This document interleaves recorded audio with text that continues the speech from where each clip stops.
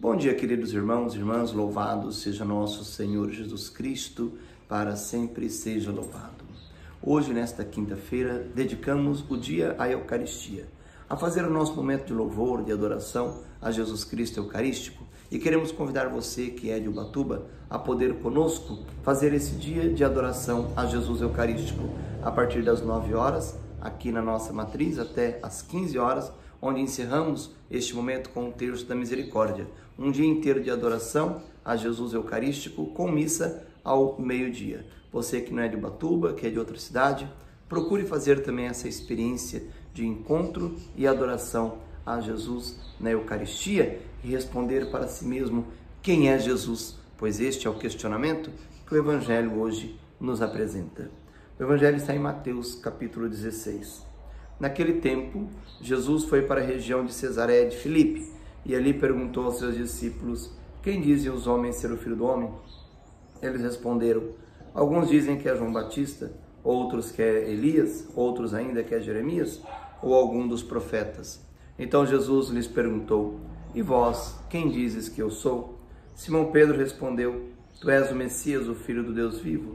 Respondendo, Jesus lhe disse: feliz és tu, Simão, filho de Jonas, porque não foi um ser humano que te revelou isso, mas o meu Pai que está no céu. Por isso eu te digo que tu és Pedro, e sobre esta pedra eu construirei a minha igreja, e o poder do inferno nunca poderá vencê-la. Eu te darei as chaves do reino dos céus. Tudo que tu ligares na terra será ligado no céu, e tudo que desligares na terra será desligado nos céus.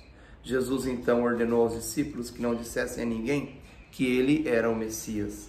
Jesus começou a mostrar aos seus discípulos que devia ir a Jerusalém e sofrer muito da parte dos anciãos, dos sumos sacerdotes e dos mestres da lei, e que deveria ser morto e ressuscitar no terceiro dia. Então Pedro tomou a parte de Jesus e começou a repreendê-lo, dizendo: Deus não permita tal coisa, Senhor, que isso nunca te aconteça. Jesus, porém, voltou-se para Pedro e disse: vá para longe, Satanás. Tu és para mim uma pedra de tropeço, porque não pensas as coisas de Deus, mas sim as coisas dos homens. Palavra da salvação.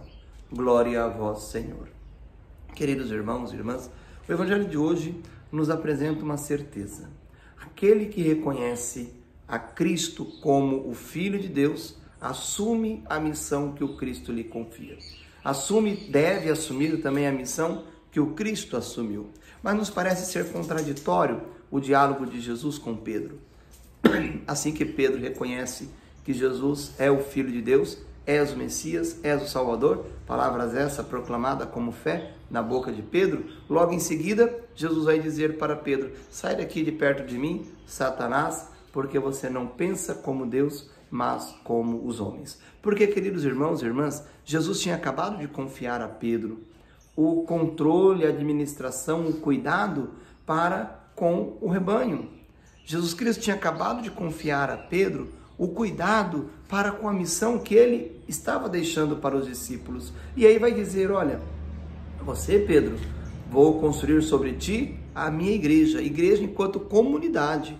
Aqui a gente muitas vezes pensa a igreja somente como edifício, como templo, como pedra, como construção, mas aqui Jesus Cristo se refere à comunidade que vai surgir a partir de Pedro, a partir da fé dos apóstolos, a partir dos discípulos de Jesus. Então, desta forma, Jesus Cristo confia a Pedro esse cuidado. Mas lá na frente, quando Jesus Cristo começa meio que explicar o porquê ele está confiando essa missão a Pedro, dizendo que vai ser entregue, que vai morrer, e que tudo isso está dentro de um plano, não a morte do Cristo, mas as consequências da missão que o Cristo assume. Aí Pedro, então, se nega, fala: não, Senhor, de forma alguma, isso não vai lhe acontecer.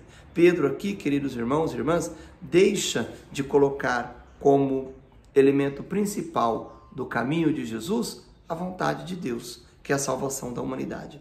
E assim também, quando eu e você colocamos à frente do projeto de Deus, à frente dos planos de Deus, as nossas vontades, as nossas vaidades, ou então os nossos limites, os nossos medos, impedimos que o reino aconteça. Impedimos, queridos irmãos e irmãs, que a graça aconteça na nossa comunidade, aconteça também na nossa vida. E por isso, então, Jesus Cristo vai dizer que isso é obra do maligno.